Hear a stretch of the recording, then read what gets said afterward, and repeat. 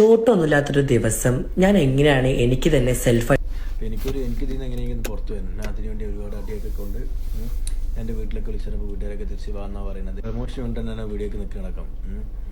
പിന്നെന്താ, എനിക്ക് വേറെ ജോബൊക്കെ കിട്ടി ഞാനൊക്കെ സെറ്റായി നാട്ടിൽ പോയിട്ട് വരാറുമ്പോൾ ഇവ എൻ്റെ നാട്ടിലേക്ക് വിടില്ല. എൻ്റെ പാസ്പോർട്ടൊക്കെ വാങ്ങി വെച്ച് ഭയങ്കര ബ്ലോക്കിങ്.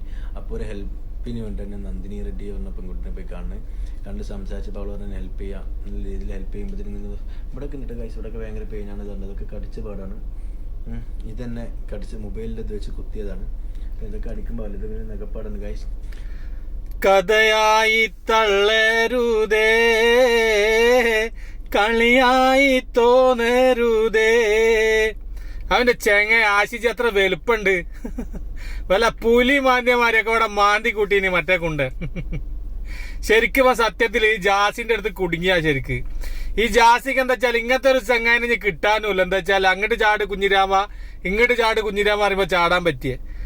എടാ ചെങ്ങ ഓനൊരാണല്ലെങ്ങായി 3-4 കൊടുത്ത് നമുക്ക് അമ്മയും വാപ്പിയും വിളിച്ചില്ല, ആട്ട് പോയിക്കൂടെ, എന്നിട്ട് നല്ലൊരു ജീവിതം ജീവിച്ചൂടെ?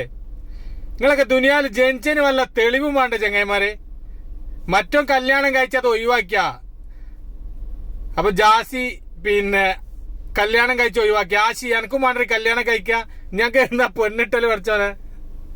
ശരിക്കും ഈ ബന്ധമൊക്കെ ഒഴിവാക്കിയിട്ട് എൻ്റെ അമ്മയും ആങ്ങള പിന്നെ ഏട്ടന്മാരെ പെങ്ങന്മാരൊക്കെ ഉണ്ടെങ്കിൽ അവിടെ കുറച്ചു കാലം പോയി ജീവിച്ചു നോക്കി. പെറുക്കിന്റെ അടുത്ത് പോയിട്ട് ഇവനെ കുറച്ച് കഴിഞ്ഞാൽ ആൾക്കാർ കല്ലെറിഞ്ഞു കൊല്ലും. അല്ല, നമ്മളൊന്നും ഉണ്ടായിട്ട് പറയുന്നില്ല. ആണായി ജനിച്ചിട്ട് പിന്നെ പെണ്ണായിട്ട് നടക്കരുത്. ആണായി ജനിച്ച് ഒരു കല്യാണം കഴിച്ച് നിക്കാഹൊക്കെ ചെയ്ത ഒരു പെണ്ണിനെ കൊടുത്തിട്ട് പിന്നെ ഇവന് തന്നെ വിശപ്പിന്റെ അസുഖമുണ്ട്, തടി ഇളകി ജീവിക്കാൻ കഴിയില്ല. വിൽക്കുന്നു ഇവലെ ലിഫ്റ്റിക്കിൽ മണ്ണാവും, കയ്യുമ്മ ഇതുണ്ടാവും, മൈലാഞ്ചിട്ടയിലും മണ്ണാവും. അതുകൊണ്ട് എന്താ വെച്ചാൽ ഇമാര് ഉളുപ്പും മാനല്ലാത്ത കാട്ടിട്ട് ജീവിക്കുക ആൾക്കാരുടെ ഇടയിൽ.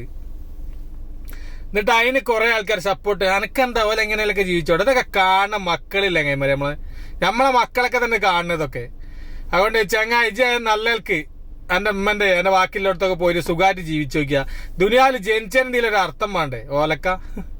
അവന്റെ ലൈഫ് പറഞ്ഞിട്ട് 2 ചിരട്ട മാറ്റം അതൊക്കെ കെട്ടി വെച്ചിട്ട് ഇവനൊക്കെ വാടിയെടുത്തിട്ട് അടിച്ച് പറയുക. അല്ലെങ്കിൽ എന്താ തൂവല്ല നമ്മളെ നാട്ടിലെ ചൊറീനെ അത് തേച്ച് വിട്ടാണല്ലോ. ഈ ചങ്ങായി ശരിക്കും നിരപരാധികൾ. ഇപ്പൊ കുടുങ്ങിയാന്ന് എനിക്ക് തോന്നുന്നത്.